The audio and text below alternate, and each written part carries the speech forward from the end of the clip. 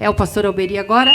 Glória a Deus. Olha para alguém do seu lado e diga: se tu sair de perto de mim, eu vou te buscar. Paz do Senhor Jesus, igreja. Louvado seja Deus. A senhora Esdra falando, começa a lembrar de tanta coisa, né?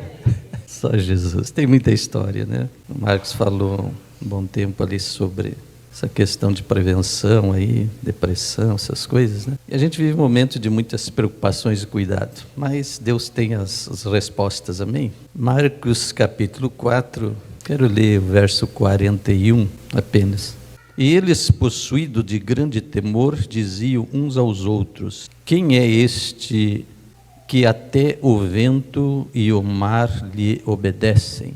Quem é este que até o vento e o mar lhe obedecem? Podeis assentar. Glória a Deus. A gente tem conversado um pouco aí. Ouvi e gosto de repetir, como a gente aprende ouvindo também, né? Gosto de falar. Eu já não sei quanto tempo, mas ouvi alguém dizer assim: mais importante do que você decorar a Bíblia é você entender a Bíblia. Porque daí quando você lê, quando você ouve, você entende. Então é mais importante entender do que decorar, não que você não deva se esforçar para decorar alguma coisa, que você tem uma mente abençoada, privilegiada. E eu digo sempre que a unção do Espírito Santo nos leva além dos nossos limites naturais, né? Porque ela é sobrenatural, graças a Deus. Primeira coisa, a Bíblia tem um personagem central, que tudo gira em torno desse personagem, dessa pessoa, que é Jesus Cristo. A Bíblia tem um alvo principal, um foco, um objetivo, tudo gira em torno disso, que é a salvação de todo ser humano, de todos nós, é a salvação, a restauração. Então todo o objetivo da Bíblia, tem muita história, muita coisa em volta, mas o objetivo é esse, o personagem principal, embora tenha muitos outros, mas tudo aponta para Jesus. Então quando você tem esse foco e começa a ver e ouvir, você começa a entender melhor. Aqui nós temos uma das perguntas difícil. Talvez você diga: não, uma coisa muito simples. Será que é? Jesus estava, como sempre, andando e ensinando e operando os sinais, e os sinais testemunham do poder de Deus e da revelação de Deus, mas ele se assentava para ensinar o povo. Outra coisa, no original a Bíblia não era separada em capítulos, versículos, nós temos hoje que nos facilita tanto, mas antes não, é um texto corrido, então não é que tem um capítulo mudou de assunto, é um erro, e isso dificulta às vezes a nossa interpretação, porque achamos que mudou o capítulo, mudou o assunto, e não é, é uma sequência, na maioria das vezes. E ali você vai ver que Jesus estava num barco, na beira da praia, ensinando a multidão, e falou algumas parábolas ali, da candeia, do semeador, da semente, enfim, e em um longo período de ensino. Depois daquele período de ensino, ele chama seus discípulos e diz: vamos passar para outra banda do mar. Ele diz: mar da Galileia, na verdade é um lago, onde ele foi em direção a Gadara, onde ele libertou aquele gadareno, e ele, cansado do trabalho, uns 40 minutos, 50 minutos de uma pregação bem pregada é igual 8 horas de trabalho pesado. Sabia disso? Por isso que pastor cansa também, sabe?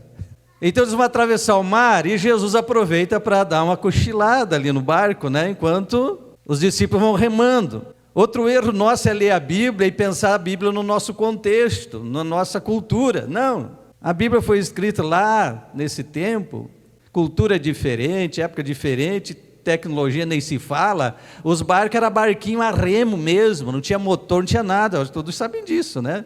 Mas a gente fala disso e pensa no contexto da gente, como se entrasse num barquinho motorizado, com ventiladorzinho, com tudo ali, ar-condicionado, não, era canoinha a remo lá. Então Jesus está lá dormindo, descansando do período de trabalho, das horas de ensino e dos milagres, enquanto atravessa o mar, uns 17 quilômetros de mar a remo leva algumas horas. E aí vem a tempestade, mas ele estava indo para uma missão. E às vezes a gente pensa também: eu estou fazendo a obra de Deus, então nada tem que dar errado. E às vezes está dando luta exatamente porque tu está fazendo a obra de Deus. E a gente pensa: não, se Deus está no negócio não tem problema. Não, ele estava indo, o próprio Jesus indo para lá, para fazer uma obra, para libertar alguém oprimido lá, mas se levanta uma tempestade no mar. Até que eles acordam Jesus, quando já estavam ali, não queriam incomodar o mestre, né, descansando, mas quando o desespero bate, eles vão acordar Jesus. Aí Jesus desperta ali, dá uma exortada neles ali, enfim, mas Jesus levanta a voz ali e ordena que o vento cesse, que o mar se acalme e tudo tranquiliza. Aí vem essa grande pergunta que os discípulos fizeram: mas quem é este que até o vento e o mar lhe obedecem? Aí vem a pergunta: eles já não estavam andando com Jesus? Eles já não estavam vendo Jesus fazer milagres? Já não estavam vendo Jesus fazer tantas coisas e maravilhas? Estavam. Não estavam saindo de um longo período de ensino na praia? Agora estavam no meio do mar enfrentando a tempestade? Estavam. Aí Jesus faz isso e eles fazem essa pergunta: mas quem é este? Bom, se nós fôssemos ficar falando sobre quem é este Jesus, nós podíamos virar a noite aqui falando e não falaríamos quase nada do que ele realmente é. Por isso é importante que cada momento de culto, de palavra, de oração, de leitura bíblica, você está conhecendo cada vez um pouquinho mais. Então, nesse episódio aqui, eles passaram a conhecer um pouquinho mais de Jesus. Se você olhar para a Bíblia, a revelação de Deus é progressiva, porque é impossível nós compreender totalmente quem é esse Deus, quem é este Senhor. Então, passe toda a sua vida orando, estudando e ouvindo sobre Jesus, e você ainda vai conhecer muito pouquinho sobre Ele. Só vai conhecer plenamente quando estivermos na glória. Mas isso é motivo para se acomodar? Não. Isso é motivo para cada dia nós buscar conhecer um pouquinho mais do Senhor. Então, para cada momento, Deus tem uma revelação sobre Ele um pouco mais. A revelação de Deus é progressiva. Pastor, eu já tenho 30, 40 ou 50 anos de fé. Não importa. Deus ainda tem coisa a revelar a você. Você ainda precisa conhecer mais dele. É uma fonte inesgotável. Então, os discípulos estavam andando, ouvindo e aprendendo. Mas chega aquele momento que diz: mas quem é este que até o vento e o mar lhe obedece? Algo que eles ainda não conheciam sobre Jesus. E é tão curioso e interessante porque, como eu disse de começo, a Bíblia tem um personagem central, e este personagem central é Jesus. E aí nós precisamos do auxílio do Espírito Santo para poder conhecer. Por exemplo, a geração de líderes judaicos dos dias de Jesus não conheceram. O próprio Jesus disse assim para eles: examinai as Escrituras, procurando ter nelas a vida eterna, mas são elas que de mim testificam. Ou seja, eles procuravam vida estudando, mas rejeitavam Jesus, aquele de quem a palavra falava e revelava, fala e revela até hoje. São os erros que muitas vezes a nossa religiosidade comete, de a gente ficar apegado a tradições e rejeitar a revelação progressiva do Senhor, porque a cada dia Ele tem algo novo a nos revelar. Não é porque sexta nós estávamos num culto abençoado lá em Cachoeirinha, que hoje Deus não tem algo mais para nós. Não é porque semana passada, outra semana tivemos um congresso de jovens aqui, que foi uma bênção, uma Dersul, né? No outro fim de semana. Foi tremendo de Deus aqui, que hoje Deus não tem algo novo para a gente, porque Ele é uma fonte inesgotável. Certo dia, o próprio Jesus perguntou para os seus discípulos, disse assim: o que as pessoas, homens aí fora, estão dizendo a meu respeito, quem eu sou? Aí uns dizem que você é Jeremias, um dos profetas, ou Elias, ou João Batista que ressuscitou. Aí Jesus vira para ele: e vocês, quem dizem que eu sou? Pedro diz: tu é o Cristo, o Filho de Deus. Então parece que o Pedro tinha entendido, os outros não. Então essa pergunta, quem é esse homem? Ela dá muito o que se falar, né? É muita coisa. Um dia Jesus estava falando também com os discípulos, lá em João 14, e o Filipe disse: Senhor, mostra-nos o Pai, isso nos basta. Aí Jesus diz: mas eu estou com vocês todos os dias. Quem vê a mim, vê o Pai. Como é que você diz mostra-nos o Pai? Então mesmo assim, você vê que a visão limitada da gente vai nos impedindo de ver muitas coisas a respeito do próprio Senhor. Mas quem é este? Diz que um dia falaram para o presidente dos Estados Unidos, o Trump, disseram para ele: você é a pessoa mais famosa do mundo? E ele disse: não, a pessoa mais famosa do mundo é Jesus Cristo. Surpreendeu todos os repórteres. A pessoa mais famosa é Jesus Cristo. Então essa pergunta, quem é esse homem? Pense para você, quem é Jesus na sua vida? Quem é Jesus para você? É aquele que você lembra só na hora do raio? Quando dá um raio bem forte lá, grita: meu Jesus? E tem uns crentes que ainda dizem Nossa Senhora, né? Eu já ouvi. O que é Jesus para a sua vida? Então veja que os discípulos se surpreenderam com esse fato. Mas a Bíblia vai nos revelando ao longo da palavra. E já começa lá na criação mesmo. Você vai lá desde o início em Gênesis, por exemplo, capítulo já 1, por lá, vai dizer isto. O Senhor disse: façamos. Esse façamos é Pai, Filho e Espírito Santo. Aí vem João no Evangelho, no início, e ele diz lá: no princípio era o Verbo, e o Verbo estava com Deus, e o Verbo era Deus. Quem é o Verbo? A palavra viva, Jesus Cristo. Estava lá no período da criação. Estava no princípio com Deus, era Deus, ou é Deus. Todas as coisas foram feitas por Ele, e sem Ele nada do que foi feito se fez. Então você já começa a ver Jesus Cristo sendo um Deus criador de todas as coisas. E também figurado na própria palavra, verbo é a palavra viva do Senhor. Estava no princípio na criação. Então a pergunta dos discípulos: quem é este homem? Primeira coisa, ele é o criador de todas as coisas, amém? Se ele é o criador, ele tem poder e domínio sobre toda a criação. Então eles se surpreenderam quando viram aquilo. E eu creio que isto é uma grande lição para a gente também. E entender nos nossos dilemas e nossas lutas que Ele é o Senhor, porque Ele é o Criador. Todas as coisas foram feitas por Ele. O escritor aos Hebreus, lá no capítulo 11, ele disse: pela fé entendemos que os mundos foram criados pela palavra. Interessante isso, né? Foram criados pela palavra, de maneira que aquilo que é visível veio a existir daquilo que não era visível. Ou seja, do nada, não existindo nada, ele criou. Às vezes nós vamos dizer que os homens criaram alguma coisa. Não, eles modificaram, inventaram alguma coisa. Mas criar, só Deus pode criar. O que é criar? É trazer do nada à existência as coisas. Então só o Senhor tem esse poder. Então pela fé, porque a ciência não explica a fé e jamais vai explicar. Como é que a ciência vai explicar alguém que manda o vento parar e para, manda as ondas do mar se acalmar e se acalma? A ciência explica isso? Não. O mar vermelho abriu, a ciência explica? Não explica. Então eles tentam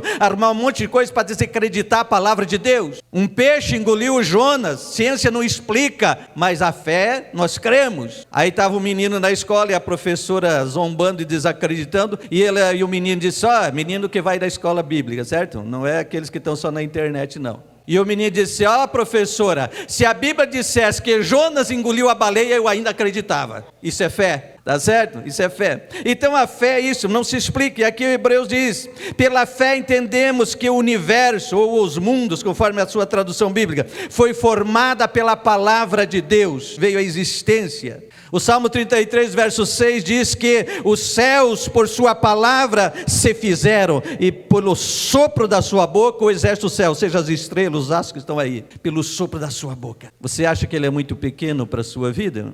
Você acha que ele é muito pequeno para o problema que você enfrenta todo dia? Se ele tem esse poder. E os discípulos dizendo: mas quem é esse homem? Lá ainda em Hebreus, capítulo 1, já diz assim no verso 3, que o Filho, que é Jesus Cristo, é o resplendor da glória de Deus e a expressa ou a exata imagem do seu ser. E diz assim: sustentando todas as coisas pela sua palavra poderosa. Palavra poderosa, sustentando todas as coisas. Então, as coisas interessantes: nós somos filhos de Deus por direito de criação, Ele nos criou. Nós somos também de Deus por direito de redenção, fomos redimidos pelo sangue de Jesus. Nós somos dele pelo sustento, ele nos sustenta diariamente. Então pelo poder ele criou, pelo poder da sua palavra trouxe as coisas em existência, pelo poder da sua palavra ele sustenta todas as coisas. Quem é que é capaz de pôr o planeta Terra aí certinho na sua órbita, em torno do Sol, a Lua, os planetas, séculos e séculos e séculos e milênios, tudo no seu devido lugar, o sol, o verão, a chuva, o inverno, as estações, ele sustenta pelo seu poder, aleluia. Somos dele por direito de criação, somos dele por direito de redenção, somos dele pelo direito do sustento diário que ele nos dá. Aleluia, ele sustenta. Olha o que era a sua vida, olha a sua infância. Eu gosto às vezes de lembrar de um pouco disso tudo, porque eu vejo de onde Deus me tirou, das dificuldades do tempo de infância, e o Deus que nos sustenta em todas as horas, sejam boas, sejam mais. Os irmãos cantaram antes aqui, pastor Ezra, o louvor 16 foi cantado antes aqui na abertura do culto, acho que não estava ali ainda. Está lá o meu tio, e aí me lembrei da minha vovó, que cantava: posso tendo as mãos vazias. E aquilo marcou a minha vida, de ouvir minha vovó cantar muitas vezes. É um hino, acho que era um dos prediletos dela. Então Deus marca a vida da gente desde a infância e vê as coisas que Deus faz, as muitas dificuldades e os muitos milagres vividos. Então eu posso dizer, Ele nos criou, Ele nos redimiu e Ele nos sustenta. E é isso que o escritor aqui está dizendo. Todas as coisas, o universo todo, que é grande demais para a nossa cabecinha entender, a grandeza da criação de Deus e as maravilhas que há, e diz, Ele sustenta pelo seu poder. Eu disse que a revelação de Deus é progressiva, e que a cada culto e a cada momento de leitura, de estudo da palavra, por isso um dos conselhos que muitos pastores estão dando hoje é o seguinte: desliga um pouquinho das redes sociais e vai para a oração e para a Bíblia, disciplina a sua vida, porque nós precisamos diariamente desse alimento, e cada momento desse Deus está acrescentando alguma coisa dele na nossa vida, quando vamos para a Bíblia, para a oração, para a palavra. E o culto cristão e o culto evangélico em sua liturgia tem pelo menos 3 coisas básicas, do modo geral, o culto cristão, que é o louvor, a oração e a palavra. São 3 coisas que não pode faltar, isso faz parte da vida da igreja. Mas não é só no culto, em casa você tem que ter esse culto. Desliga um pouco, porque hoje é tanta coisa que nos envolve, nos ocupa e rouba o nosso tempo, e muita gente está tendo uma vida espiritual, minguadinha, que nem o humorista aquele que dizia, e o salário mínimo, a fé de alguns, conhecimento.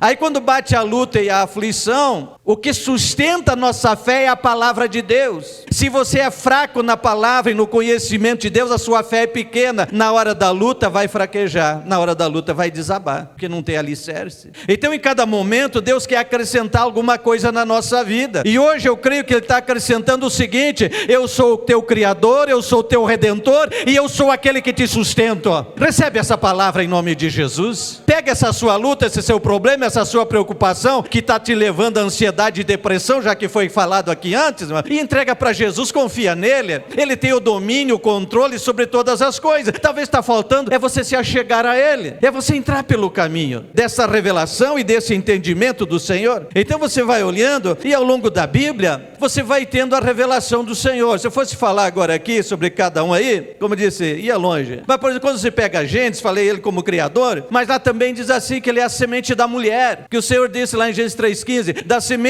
da mulher nascerá um que vai pisar a cabeça da serpente. Diz que é a primeira aliança, o primeiro evangelho. Aí você começa a olhar, mas que interessante, não foi a serpente que enganou a Eva, e a Eva o Adão, e enfim, todo mundo pecou lá? Foi. Aí Deus diz assim, da semente da mulher vai nascer um. Então Jesus veio, a forma humana na terra, nascido de Maria, e foi aquele que venceu o Satanás. Quando pensava que na cruz estaria vencendo, ali foi a derrota do maligno, porque ali Jesus pagou por todos os nossos pecados e nos deu a vida eterna, nos garantiu a salvação. Em Gênesis também Ele é o cordeiro substituto do Isaac. Em cada figura você vai vendo Jesus. Quando Abraão vai para oferecer o Isaac, alguém pensa, mas que horror. Eu disse que a revelação de Deus é progressiva, à medida também que o ser humano vai evoluindo em tudo, e conhecimento e crescimento, as coisas também vão mudando. Mas a cultura da época é o seguinte: aquele povo costumava sacrificar os filhos para ídolos pagãos. E então quando o Senhor chama Abraão, era uma prova de amor. Abraão, você ama mais a mim do que esse povo ama os ídolos dele? Então me oferece o teu filho, porque os outros oferecem seus filhos para os ídolos pagãos. E Abraão vai para fazer. Difícil nós entender, disse coisa da cultura, mas Abraão vai, e Abraão ia fazer. Mas Deus não é Deus desse tipo de coisa.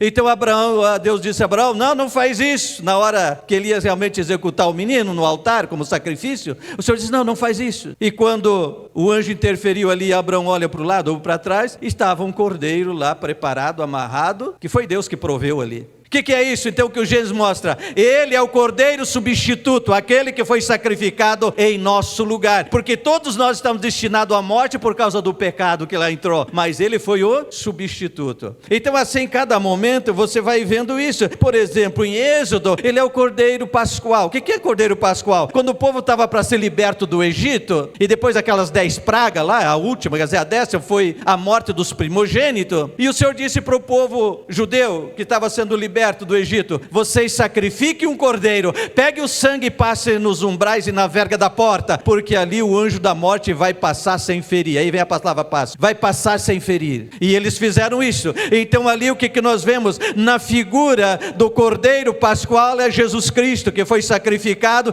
em nosso lugar. Então aquele cordeiro que foi morto e passado o sangue é um tipo profético apontando para Jesus Cristo. Tudo no Antigo Testamento aponta para Jesus Cristo. Então mostra alguém que foi lá e morreu em nosso lugar e fomos livres. E aí ao longo de cada livro da Bíblia você vai vendo Jesus dessa forma. Glória a Deus. Lá em Êxodo ele também é o maná do céu, é o maná que desceu, que alimentava o povo. Mas depois em João, Jesus disse: eu sou o verdadeiro pão que desceu do céu. Vossos pais no deserto comeram maná, mas morreram. Quer dizer, o corpo físico, por causa do pecado, está sentenciado à morte. Ninguém sai dessa vivo, todo mundo sabe disso. Mas agora nós recebemos a verdadeira vida, o pão que desceu do céu, que nos dá vida eterna. Em Cristo somos nova criatura para a eternidade, amém? Não mais destinado à morte como o corpo físico. Então ele diz: eu sou o verdadeiro pão, o pão da vida que desceu do céu. E aquele que come deste pão viverá eternamente. Aquele que come desse pão viverá para sempre. O que é comer desse pão? Receber Jesus Cristo como Senhor e Salvador, crer nisso. É o nosso Criador, é o nosso Redentor e é o nosso sustentador, nosso provedor de todas as coisas. Crê nisso, será salvo tu e a tua casa. Paulo disse em Filipos para o carcereiro: crê no Senhor Jesus, será salvo tu e a tua família. Então é crer em Jesus e entender estes passos, que Jesus é tudo isto e muito mais. Ele é o sacrifício perfeito. E aí você vai para Hebreus, a carta de Hebreus apresenta Jesus como sacerdote perfeito, sacrifício perfeito, cordeiro perfeito, tudo é perfeito, porque lá no Antigo Testamento é sombra, no Novo Testamento é a realidade das coisas, a luz clara. Não há mais mistério, não há mais oculto, não é mais sombra, é a realidade que nós vivemos. Glória a Deus. Mas também tem outro símbolo interessante,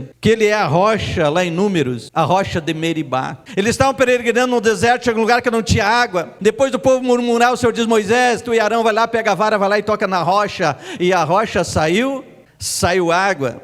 Mas era a água da rocha ali, mas ali representava Jesus Cristo. 1 Coríntios 10:4, e beberam todos de uma mesma bebida espiritual, porque a bebida da pedra espiritual que os seguia, e essa pedra é Cristo. Profeticamente, lógico, né? Aquela pedra apontava para Cristo, e Paulo ratificou isso, dizendo essa verdade. Mas por que água? Porque sem água não há vida. No deserto se desesperaram sem água. Moisés, nós vamos morrer aqui, tirou nós do Egito para morrer, cadê água para esse povo? Gente, era mais de 2 milhões de pessoas. Alguns dizem 2,5 milhões, tem gente que diz que é 3 milhões, porque só homem de guerra era 600 mil, multiplica isso pelo menos 4 vezes. Aí você acha que foi um caninho d'água que saiu lá no deserto? Uma fontezinha borbulhando? Não, foi um rio. Além disso, eles levavam animais. É o que eu digo para vocês, a gente olha para a Bíblia, vocês pensam no contexto da gente. Você está acostumado a abrir a torneirinha lá e tirar água, você pensa que foi uma torneirinha que abriu lá no deserto para quase 3 milhões de pessoas. É um rio.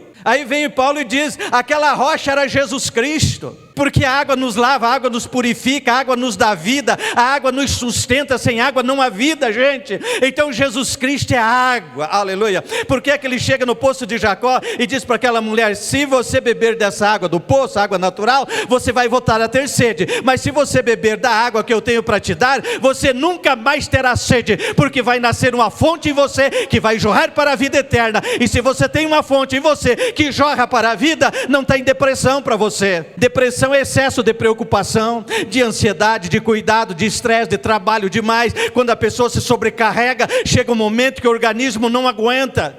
E no nosso meio evangélico, às vezes tem muito preconceito com esse negócio. Até porque antigamente alguém estava com depressão, uma coisa, dizia: é demônio. Aí a pessoa se achava doente, tinha vergonha de dizer que estava doente, por causa do preconceito, do estigma.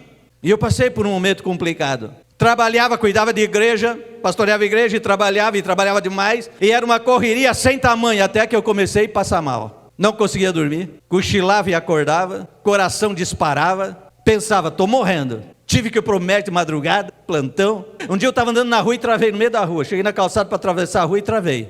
Paralisou tudo. Entrou tudo em colapso. Aí o médico diz assim para mim: você está no esgotamento profundo. Você está chegando num nível de depressão. Me assustou. O que é isso, doutor? Depressão é um desequilíbrio químico do cérebro. Por estresse, por sobrecarga. Evita se incomodar. Doutor, como é que a gente evita se incomodar? Os incômodos vêm de graça, a gente não busca. Evita se incomodar. Muda as tuas rotinas. Vai te exercitar um pouco, atividade física. Mano, tem muita frescura hoje por aí. Mas o médico me disse para mim, vai para a academia te exercitar. Eu fui. Me deu medicação, tomei um pouco de medicação um tempo. Não é pecado tomar remédio. Tomei. Depois entendi que estava me fazendo mal, parei, mas mudei meus hábitos. Muita coisa na minha vida. Você morre e o mundo continua, irmão. Você morre, bota outro pastor na igreja, tem um novo pastor, nova unção e continua, poucos meses depois já esquecer de ti. Só tem um que morreu pela igreja, foi Jesus, ninguém mais precisa morrer pela igreja. Faça o melhor que pode, mas Deus não exige aquilo que está além das suas possibilidades, das suas forças. Eu precisei aprender isso. Precisei aprender. E aí comecei a entender isso aqui, Ele é a fonte da água da vida. Nele eu tenho a vida. Preocupação sem Ele é problema. Tarefa demais sem Ele, teu corpo não vai aguentar. Então precisa corrigir hábitos, mas precisou exercitar também a fé. E hoje eu me conheço. Quando eu vejo que alguma coisa está chegando no meu limite, eu digo, opa, hora de botar o pé no freio aqui. Muda de direção. Você conhece os sinais do seu corpo. Então a gente tem limites?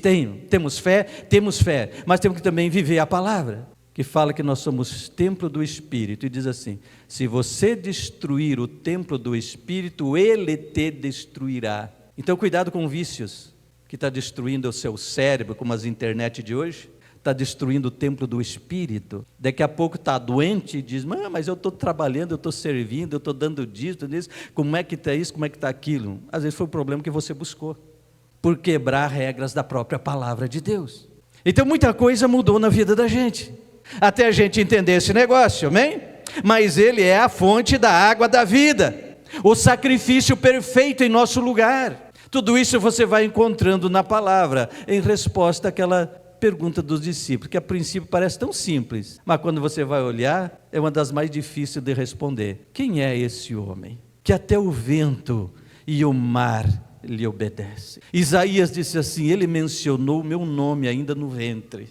Ainda no ventre ele foi separado e consagrado. Plano e projeto de Deus. Então entenda, quando você acha que a vida está em preto e branco, a depressão, o problema, pensa o seguinte, antes de você nascer, Deus projetou você. Ele estabeleceu os seus dias, amém? Ele planejou e determinou, e só Deus tem poder de determinar as coisas. Jó disse assim, nenhum dos teus planos ou projetos pode ser impedido, 42:2, né? Nenhum dos seus planos, conforme a tradução bíblica, hoje tem várias traduções, eu estou indo toda segunda agora fazendo um curso da Faculdade Luterana lá em São Leopoldo, lá com o Sidão, lá sobre traduções da Bíblia, vai até outubro, fim de outubro, novembro, toda segunda, falando das traduções bíblicas. Então hoje nós temos várias traduções, linguagem ou versões da Bíblia, né? Então às vezes uma versão diz uma palavra, diz outra, né? Então você vai ler Jó aí, você vai ver um diz em plano, ou projeto, ou pensamento, conforme a tradução, mas tudo é sinônimo aí, né?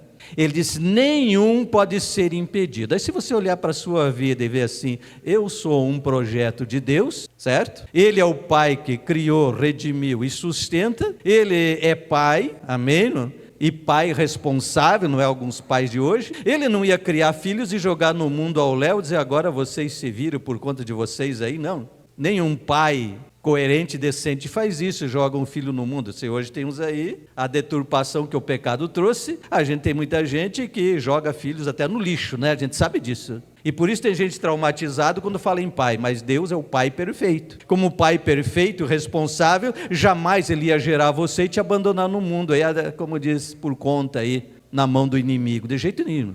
Ah, pastor, mas eu tenho muita luta e muito problema. Quem sabe está faltando você entrar pelo caminho certo, voltar para o Pai. Voltar para o Pai, para o ensino dele, aprender dele, conhecer dele, viver com ele, viver para ele, aleluia, na casa do Pai. E aí as coisas vão mudar. Aí você vai ver que as lutas vão ficando pequenas, porque esse homem é aquele que acalma o vento e a tempestade, é aquele que faz descer o pão do céu, faz sair água da rocha, amém? É aquele que para ele não há nada impossível, e muito menos difícil. Qual é o seu desafio de hoje? Vamos ficar em pé, vamos orar?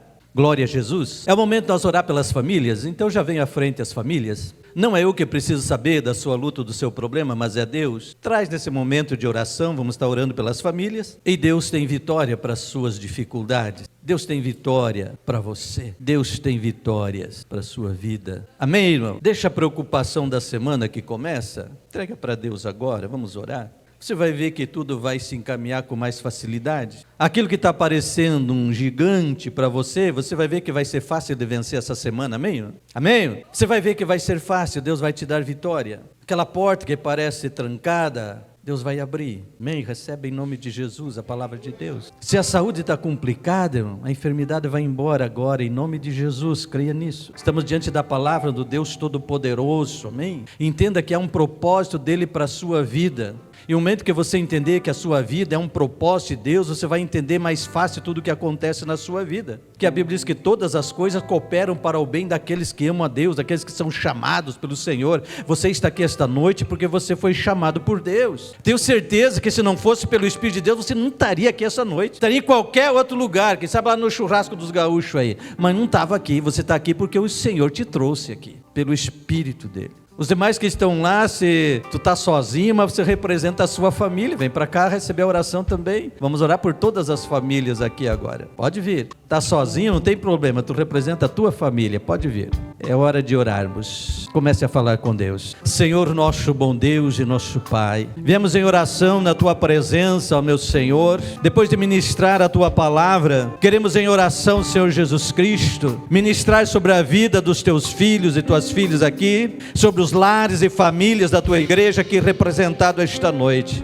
Que a tua palavra, Senhor, venha frutificar no coração frutos para a vida eterna, frutos para a vitória e bênção, Senhor Jesus. Na autoridade do Senhor, nós erguemos a nossa mão para abençoar.